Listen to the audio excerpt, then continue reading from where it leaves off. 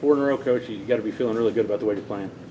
I feel really good about the way our players are playing and the way they've responded to every game, every situation we've come out in. The growth from last year to this year, and then actually from August to now has been very impressive for me, and very proud of our players and our coaches and what we've been able to accomplish up to this point. Yeah, go ahead, man. Sorry. How is the mood different this year, just with this kind of momentum with 4 wins in a row?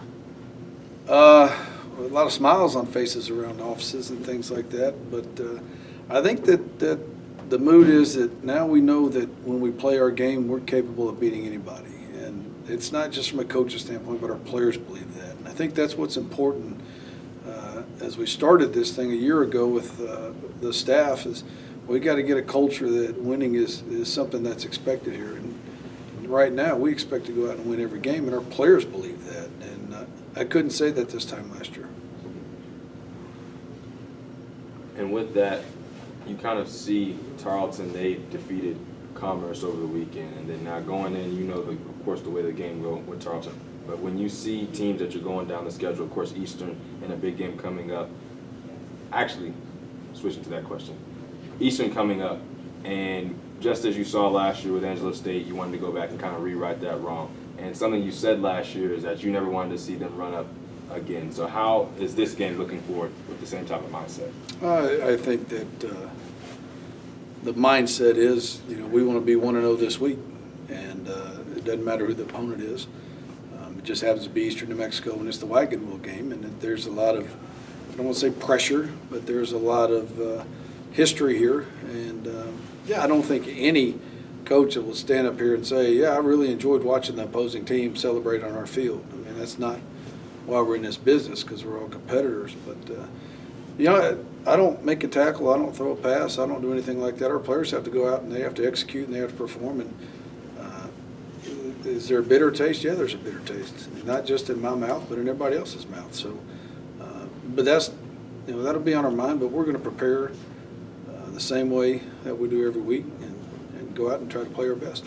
And as you prepare, what does Eastern bring to the table that could potentially cause a problem for them? Just what they do on offense. I mean, they execute their offense and the triple option as good as anybody executes an offense anywhere. And they will lull you to sleep, and they will,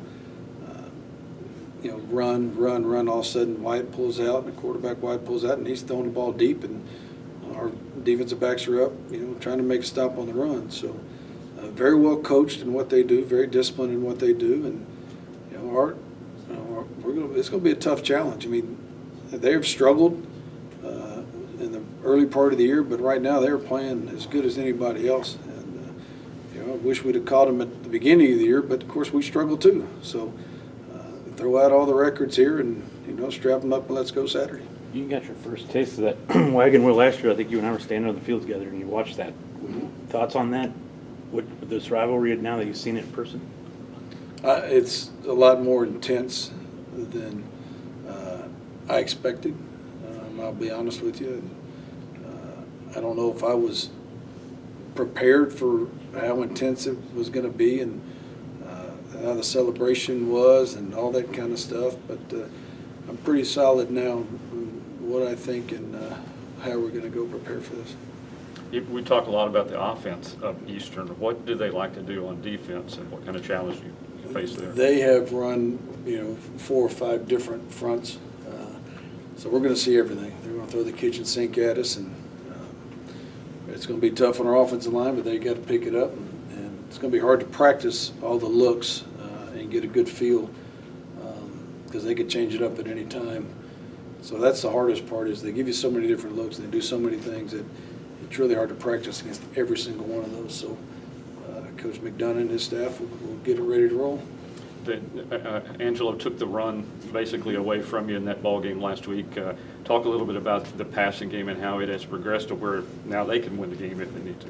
Well, I think that Justin has grown and matured, and he is not trying to win games. He's just letting the game come to him. I thought he struggled a little bit in the first quarter, first couple of drives, and then Coach got him some easy throws, and he made them, and he started gaining confidence. And I I think Markel made a one-handed catch over the middle on 3rd and 12 for about 17 yards, and I think that brought confidence that Justin that, hey, these receivers are going to go catch the ball.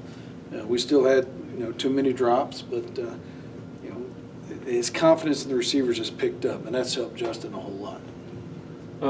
I saw Tobias's tweet after the game about, I guess we just like enjoying crashing parties pretty much.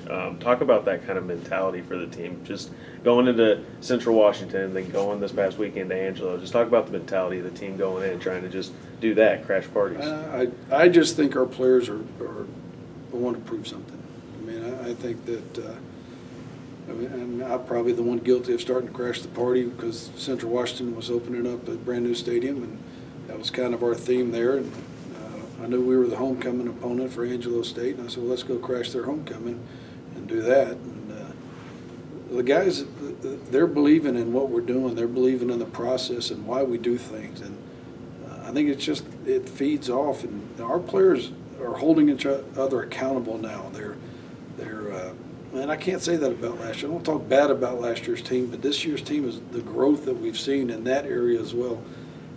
Is really speaking volumes for what we're doing.